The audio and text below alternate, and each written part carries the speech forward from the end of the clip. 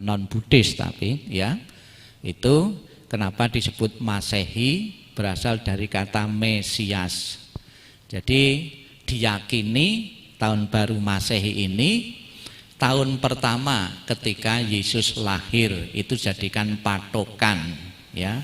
Tahun Mesias lahir tahun pertama, yang sekarang sudah 2023 tahun yang lalu Yesus lahir.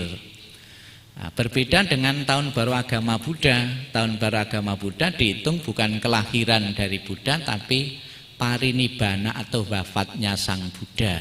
Itu sebagai tahun pertama Buddhis, hitungan Buddhis.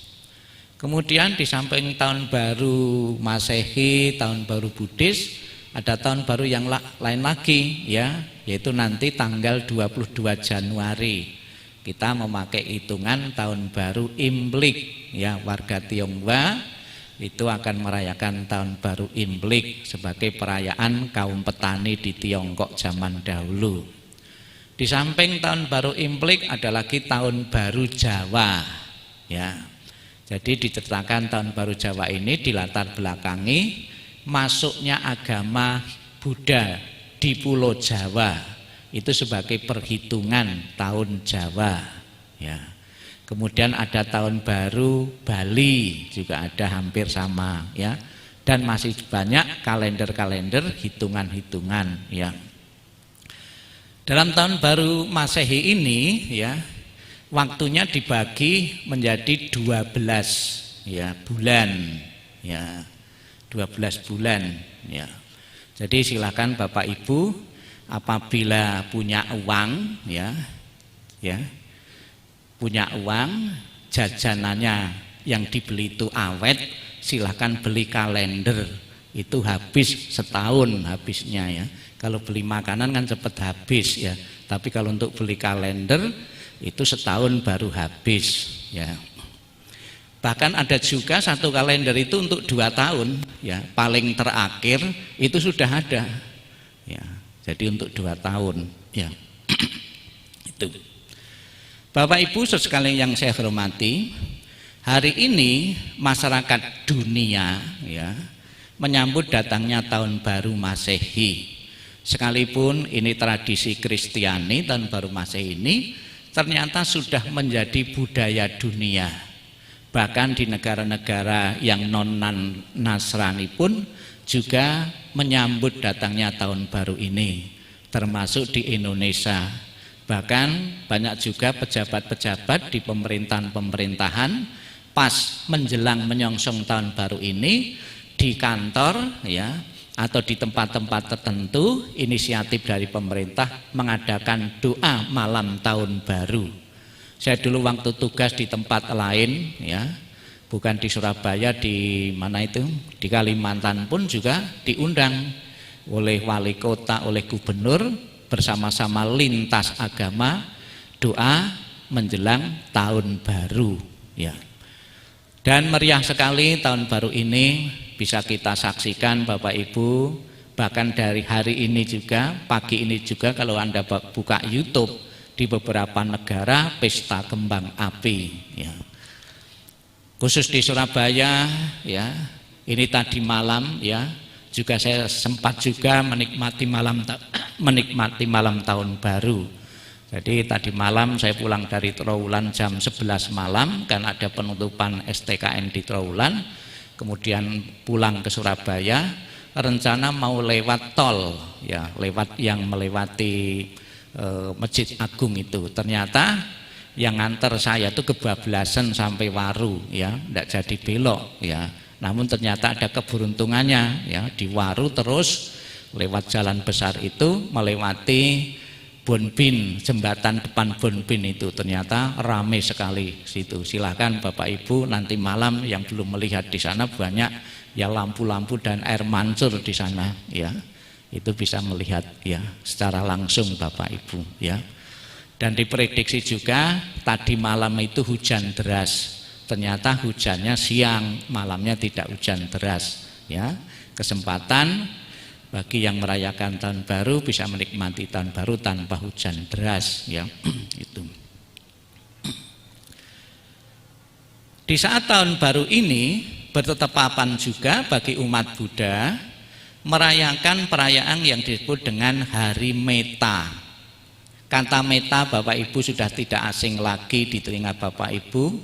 Setiap puja bakti dalam tradisi Theravada, Bapak Ibu melantunkan sutta atau khotbah Sang Buddha yang disebut dengan Karania Meta Sutta. Itu rutin ya di beberapa puja bakti. Meta di dalam bahasa yang sederhana cinta kasih yang universal. Ini dijadikan ya hari raya bagi umat Buddha selain hari raya Waisak, Katina, Asada ya. Ada tambahan hari Meta. Kurang lebih hari Meta itu dirayakan oleh umat Buddha kurang lebih sudah 51 tahun yang lalu ya. Sampai sekarang khususnya di wihara-wihara kota ya, itu merayakan Hari Meta bertepatan dengan menyambut atau datangnya tahun baru Masehi ini.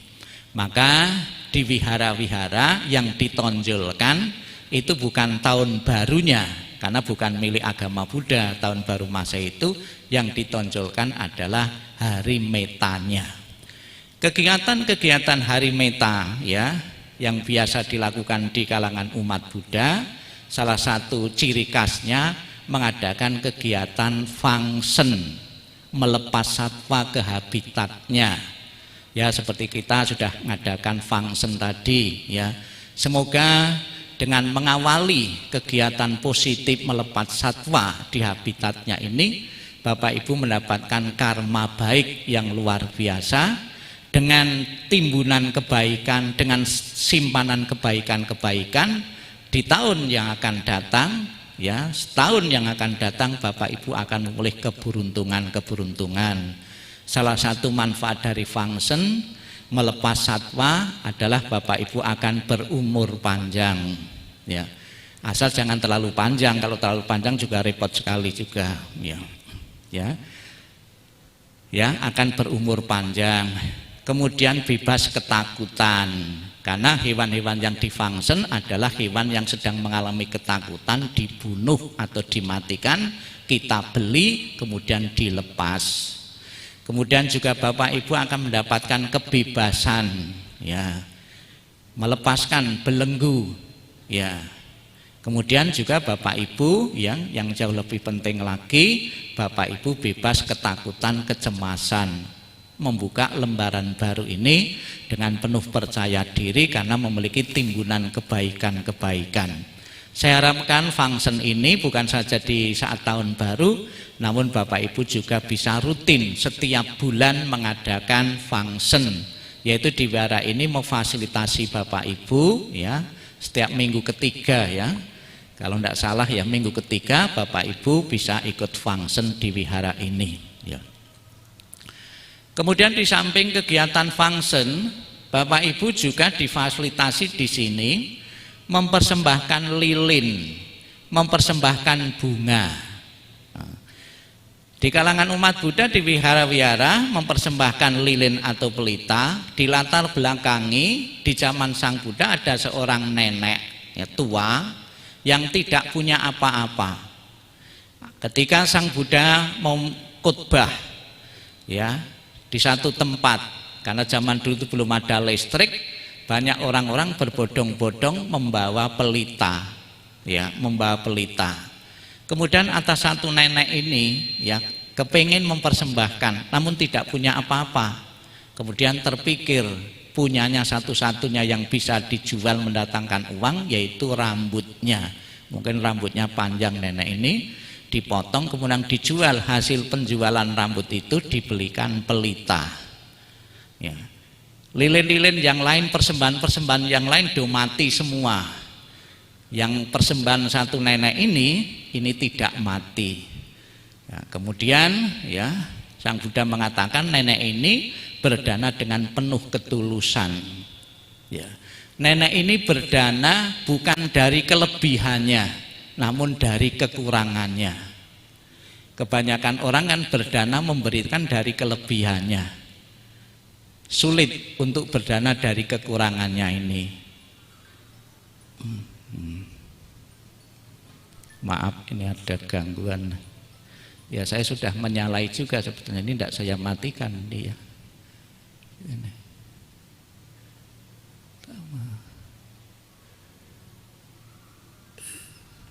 Ya. Berdana dari kekurangannya. Silakan Bapak Ibu ya melatih diri berdana dari kekurangannya, bukan dari kelebihannya. Kalau berdana memberi dari kelebihannya, itu sebenarnya tidak usah beragama bisa. Orang tidak beragama pun bisa. Setelah kenyang kita memberi, karena kita tidak membutuhkan lagi. Itu semua orang bisa. Tapi kalau berdana dari kekurangannya, makanan ini sebetulnya masih kurang untuk saya. Namun saya masih berpikir mau membagi kepada orang lain. Itu nilai kebaikannya tentunya amat berbeda. Ya. Kalau berdana dari kelebihannya itu seperti orang buang sampah saja, setelah tidak dibutuhkan, setelah dirinya tidak memerlukan lagi baru dibagi. Tapi kalau berdana dari kekurangannya, sebetulnya barang itu, uang itu untuk saya masih kurang, namun kita masih punya pikiran untuk membagi. Itulah kebaikan yang luar biasa. Maka di tahun baru ini juga Bapak Ibu harus merubah pola pikir Bapak Ibu di saat berdana, ya, sesulit apapun, kondisi krisis apapun, Bapak Ibu masih bisa menyisihkan sebagian dari penghasilannya untuk berdana kepada siapapun. Tidak tergantung harus diwihara, silahkan Bapak Ibu ya, kepada orang-orang miskin lingkungan Bapak Ibu berdana dari kekurangannya, bukan dari kelebihannya. Kalau kita berdana nunggu kaya, itu tidak kaya-kaya. Ya, berdanalah dalam kondisi-kondisi di saat kita masih kurang pun kita masih berpikir untuk orang lain. Ya, itu. Kemudian setelah mempersembahkan lilin, kemudian mempersembahkan bunga. Apa manfaatnya mempersembahkan bunga? Bunga itu kan cantik, indah. Bapak Ibu mempersembahkan keindahan sesuatu yang bagus kepada Buddha. Ada latar belakangnya kenapa umat Buddha mempersembahkan bunga di altar Buddha. Ada seseorang yang bernama Sumana di zaman Sang Buddha. Sumana ini mempersembahkan bunga kepada Buddha. Kemudian Buddha memprediksi dengan kebajikan mempersembahkan bunga ini dalam kelahiran yang akan datang engkau akan menjadi seorang Buddha. Karena ketulusannya mempersembahkan sesuatu yang baik kepada seorang Buddha. Ya. Di antara persembahan-persembahan itu yang sering di altar itu biasanya yang paling awet, tidak diambil ya, itu bunga. Tapi kalau berupa bunga itu cepat diambil. Ya. Kenapa? Karena enak dimakan gitu. Ya. Bahkan kalau bunga itu kadang-kadang di altar, kalau petugasnya itu tidak teliti sampai membusuk, tidak ada yang ambil. Kalau buah belum membusuk baru ditaruh ada yang ambil. Ya. Jadi perlu kesadaran kita juga ya, silahkan mempersembahkan sesuatu yang baik, yang indah kepada Buddha. Namun di samping persembahan fisik berupa bunga, pemakanan atau buah-buahan, Bapak Ibu juga bisa mempersembahkan sesuatu yang bagus, yang merdu. Bapak Ibu menyumbang lagu. Ya. Lagu, sesuatu yang bagus menyumbangkan lagu. Itu juga salah satu mempunyai nilai kebajikan, ya. Bapak Ibu sekalian yang saya hormati, pada kesempatan ini kita akan belajar metta atau cinta kasih universal, bukan saja dari Buddha, namun dari beberapa tokoh-tokoh dunia yang mempraktekkan metta, yang mempraktekkan cinta kasih tidak terbatas pada suku bangsa apapun. Kita bisa saja mencintai keluarga kita, mencintai anak istri kita, tapi kita mencintai orang lain, musuh-musuh kita, itu belum tentu. Seseorang yang cinta kasihnya universal, para nabi, para Buddha, itu boleh katakan langka. Sesuatu yang langka mampu dikerjakan. Ya, mencintai musuh itu kan bukan suatu pekerjaan yang mudah. Mencintai kok musuh. Ya. Nah, kita akan belajar. Dalai Lama, ya, tokoh besar spiritual yang beragama Buddha, belum mengatakan tentang cinta dan kasih. Sebagian orang beranggapan bahwa cinta dan belas kasih adalah milik agama tertentu. Sebenarnya cinta dan kasih adalah milik universal, milik semua agama. Pasti Dalai Lama ini, ya, ini pernah belajar beberapa agama, sehingga bisa menyimpulkan di dalam agama apapun juga ada cinta dan kasih. Jadi cinta dan kasih kebenaran yang universal, bukan saja milik satu agama, namun milik semua agama. Ya. Ya. Di tahun baru, ya, kita berharap Bapak Ibu ada perubahan pola pikir, perubahan sikap di saat di rumah maupun di saat di wihara ini. Saya terpikir tadi kesempatan di tahun baru biar kelihatan rapi, ya, serius juga Bapak Ibu di saat puja bakti. Tolong mulai minggu depan Bapak Ibu kalau duduk di wihara, sebelum barisan depan itu penuh, jangan membentuk barisan di belakangnya. Mahatma Gandhi sangat terkenal, ya, ketokohannya dan juga beberapa ajaran-ajaran beliau yang sampai sekarang masih dipelajari oleh khalayak rame, ya, untuk jadikan motivasi kehidupan ini. Kata-kata yang sangat terkenal beliau antara lain yang pertama tentang keserakahan. Bumi ini cukup untuk 7 generasi. Bumi ini cukup untuk generasi, namun tidak akan pernah cukup untuk 7 orang yang serakah. Ada ungkapan yang lain, ya, bumi ini sebetulnya sudah mencukupi apa yang menjadi kebutuhan kita, tapi tidak pernah mencukupi, ya, 1 orang yang serakah. Ya, tidak pernah akan mencukupi, ya, untuk 1 orang yang serakah, karena orang serakah itu tak pernah puas, ya. Kemudian ada juga motivasi-motivasi pembelajaran hidup dari Mahatma Gandhi. Hiduplah seakan-akan kau akan mati besok. Belajarlah seakan-akan kau akan hidup selamanya. Kalau Bapak Ibu dikasih jadwal, ya, kematian, ya, hidup itu kan rahasia. Namun satu-satunya yang rahasia adalah kematian. Sebab kalau kenapa kematian itu tidak pernah ditentukan jamnya atau tempatnya. Karena kalau ditentukan tempatnya atau daerahnya, pasti orang itu akan menghindar di tempat itu. Kamu matinya nanti di Jogja misalnya, pasti akan menghindari kota Jogja, ya, pasti akan cari tempat yang lain juga, ya. Tidak pernah ditentukan itu, ya. Memotivasi hidup, hiduplah dalam beribadah seolah-olah engkau akan mati besok. Jadi ada kekusukan, tidak main HP sendiri, ya. Di saat mendengarkan ceramah tidak ngutek HP, ya. Kecuali yang HP-nya baru saya maklumi, ya. Ya. Ya. Nah, ini beberapa ajaran Mahatma Gandhi, ya. Mengenal ajaran cinta Mahatma Gandhi tentang dendam. Mata diganti dengan mata, seluruh dunia akan menjadi buta. Ini ada juga yang mirip dengan ajaran Buddha. Kebencian tidak pernah akan berakhir apabila dibalas dengan kebencian. Kebencian baru akan berakhir bila dibalas dengan tidak membenci. Inilah satu hukum abadi. Inilah yang perlu kita pahami agar api kebencian tidak membakar kebahagiaan. Kata-kata ini enak dibaca, enak didengar, namun sulit untuk dipraktekkan. Ya, ya, biasanya orang membenci kita balas dengan benci juga, bahkan lebih kejam pembalasannya. Ya, itu.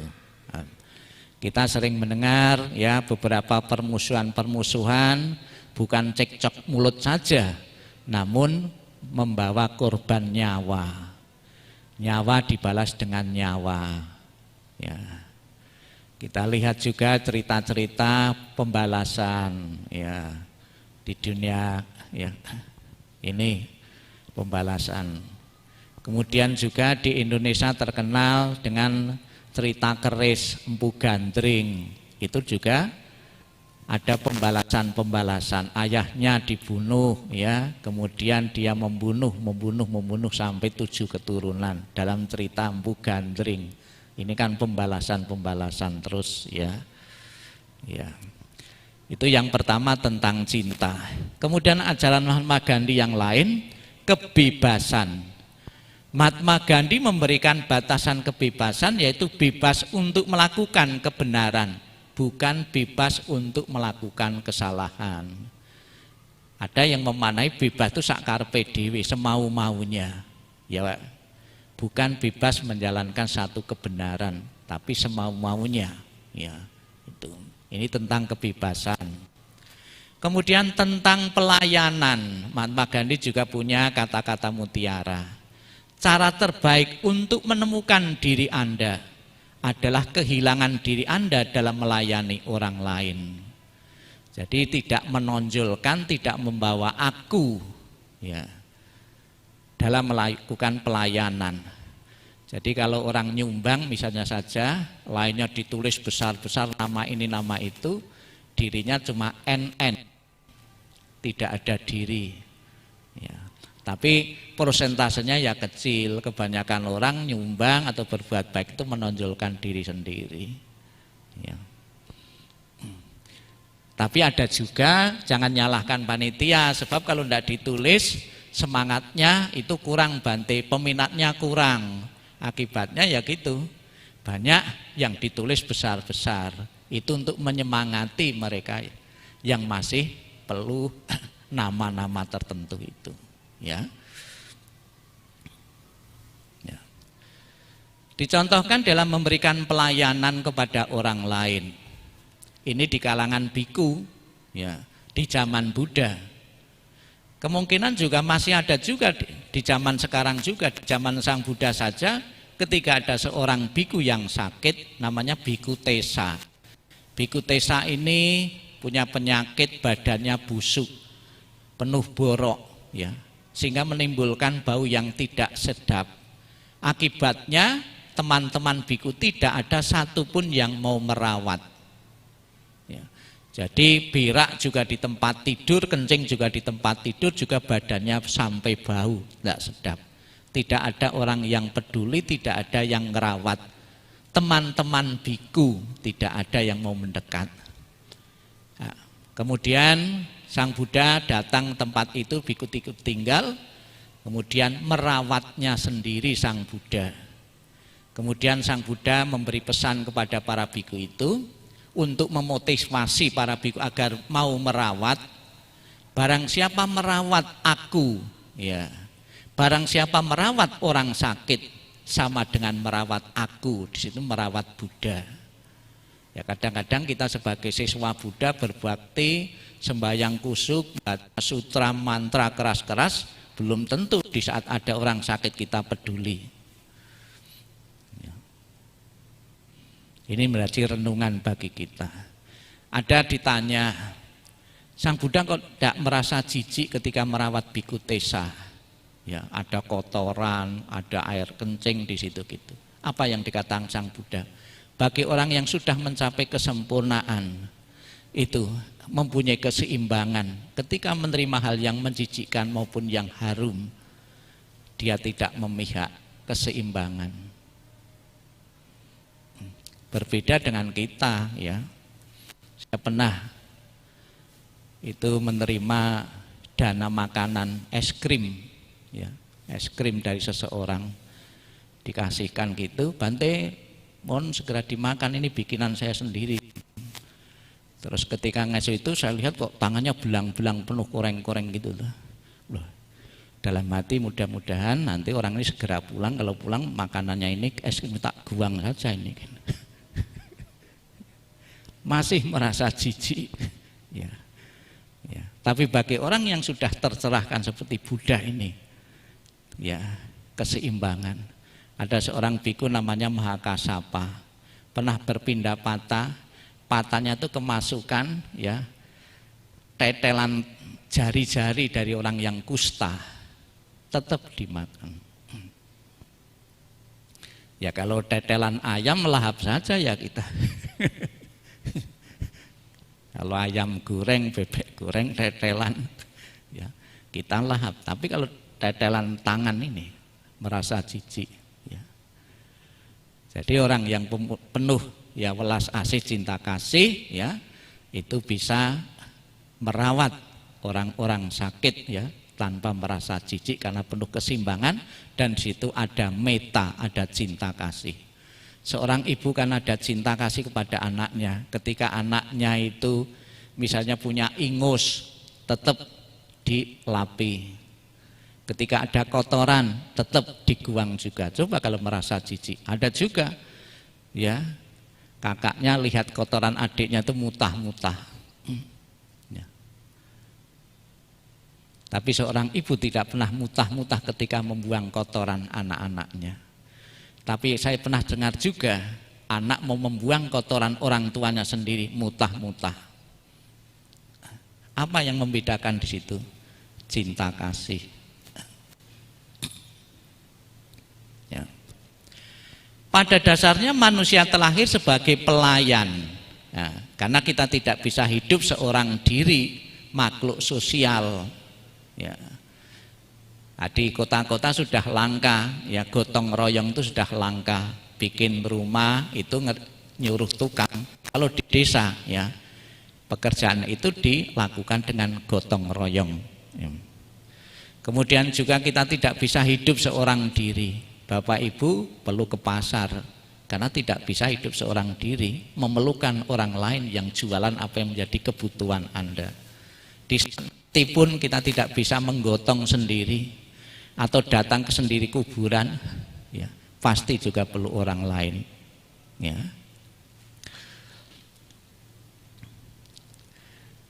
Mahatma Gandhi memperkenalkan agar manusia sadar bahwa cinta didasari dengan pelayanan, memberikan hal yang terbaik kepada orang lain di sekitar dengan dasar cinta.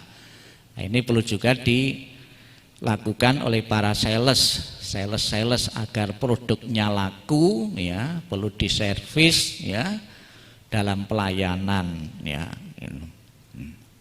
Kemudian juga melupakan kepentingan diri sendiri demi untuk kepentingan orang lain, orang banyak.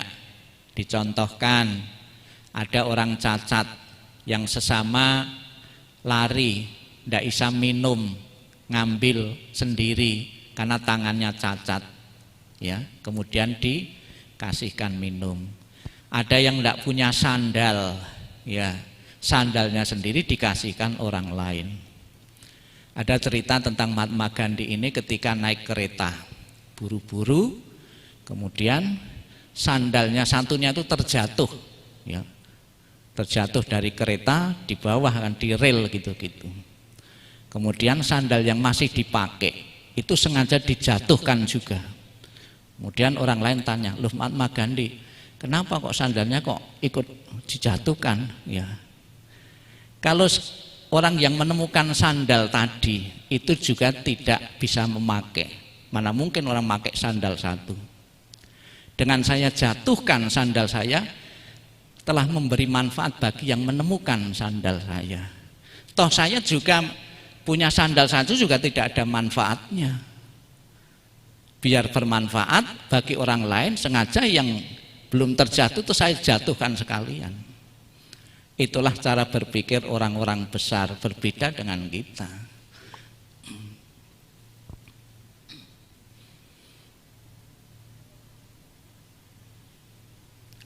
Ini dicontohkan juga orang-orang yang rela ya, jadikan jembatan bagi orang lain.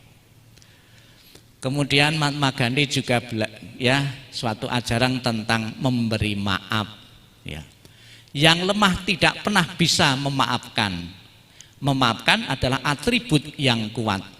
Cinta tidak pernah terlepas dari kata maaf. Karena manusia sebagai pemilik cinta tidak terlepas dari sebuah kesalahan. Orang yang mempunyai keakuannya tinggi sulit untuk memaafkan. Gengsi ya, mengakui kesalahan mengakui kekilapan. Tapi orang yang kuat ya mudah ya. Di saat Idul Fitri tentang maaf ya, itu ada namanya 1 minggu setelah Idul Fitri itu ada bodo kupat namanya. Kupat itu berasal dari ya, ada ungkapan otak-atik gatuk ya mungkin juga. Kupat itu kalau Jawa itu lepat, menawi lepat kula nyuwun pangapunten ya, maka pakai kata kupat ya. Jadi ada beberapa filosofi ya, itu kupat. Kemudian kalau selamatan itu ada lagi pakai kluweh ya, sayuran kluweh biar luweh-luweh. Tapi ada juga yang otak-atik gatuk, jangan sering-sering makan buah anggur, nanti jadi penganggur katanya. Ya, ini.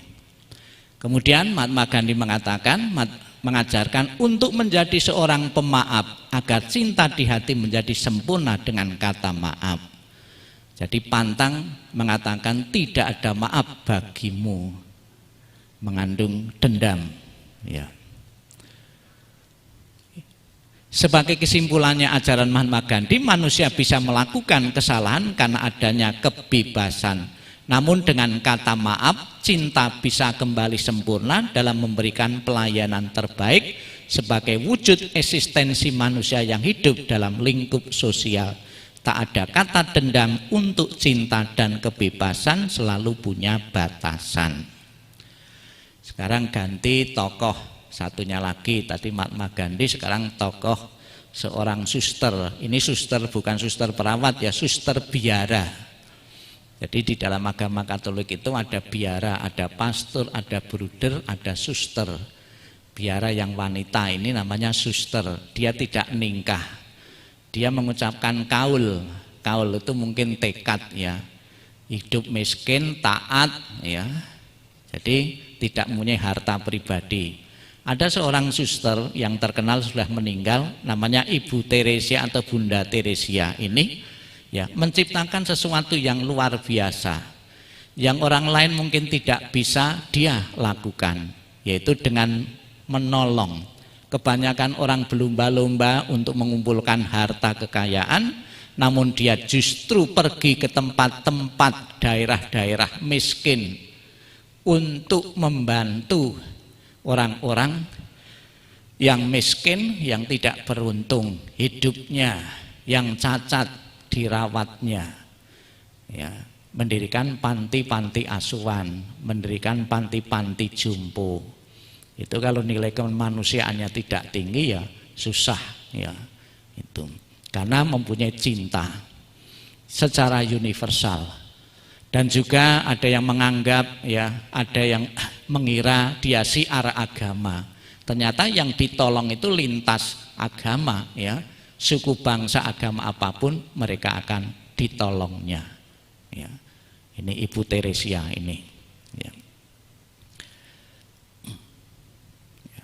Kemudian yang terakhir tokoh Buddha yaitu Dalai Lama. Cinta adalah agama saya. Ketika ditanya ya, agama saya cinta kasih. Sang Buddha ya mengajarkan cinta kasih, tidak menonjolkan merek Buddha, tapi yang diajarkan beliau adalah cinta kasih ya. Semua tradisi agama utama pada dasarnya membawa pesan yang sama, yaitu cinta, kasih sayang, pengampunan. Hal yang penting adalah hal-hal tersebut harus menjadi bagian dari kehidupan kita sehari-hari. Agama bukan alat untuk menyerang orang, melainkan alat untuk menghancurkan ego yang ada di dalam diri kita. Dalam teori Buddhis Bapak Ibu, seseorang yang mencapai tingkat kesucian pertama, Sotapanna, itu harus menghancurkan atau menghilangkan 3 belenggu. Belenggu yang pertama, keakuan. Belenggu yang kedua, tidak mempercayai ada satu upacara ritual yang bisa mendatangkan kesucian ya. Kemudian yang ketiga, tidak ragu-ragu terhadap ajaran. Yang pertama tadi yaitu keakuan. dijelaskan bahwa pembentuk tubuh jasmani manusia itu nama dan rupa. Nama dan rupa itu tidak ada yang kekal di sini ya. Ya, itu. Jadi bebas keakuan. Motivasi umat Buddha untuk mencapai kesucian Sotapanna pertama itu bebas keakuan. Jadi kalau melakukan segala sesuatu bebas dari keakuan, ini praktek untuk pertama yang dilakukan oleh umat Buddha tanpa menonjolkan diri, tanpa menonjolkan aku. Inilah Bapak Ibu sekalian pesan moral di hari Meta ini. Semoga Bapak Ibu di hari Meta di tahun baru 2023 ini benar-benar menjadi manusia yang baru, membuka lembaran baru dalam pola pikir sebagai umat Buddha untuk hidup lebih baik lagi. Sadhu, sadhu, sadhu.